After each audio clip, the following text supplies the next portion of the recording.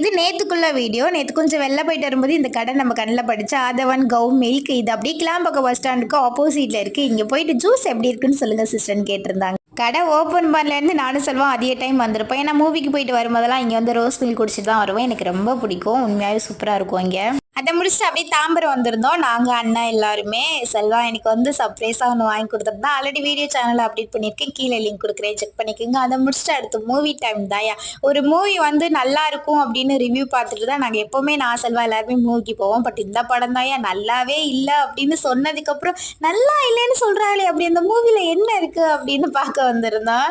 நான் போனது என் ஃப்ரெண்டெல்லாம் நீனாவது சொல்லிடி நல்லா இருந்துச்சா நல்லா இல்லையா அப்படின்னு கேட்டிருந்தாங்க. நான் என்ன சொல்கிறதுன்னு எனக்கே சத்தியமாக தெரியல.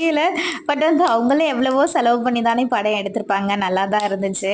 இன்னைக்கு நம்ம ஃபேமிலியில் சர்வேஷ், அன்னலட்சுமி, தர்ஷன், ரோஷி, விஷ்ணு தேவ், ஜெயந்தி ஐயப்பன் அவங்களுக்கு இனிய பிறந்தநாள் நல்வாழ்த்துக்கள். எப்போ ஹாப்பியாக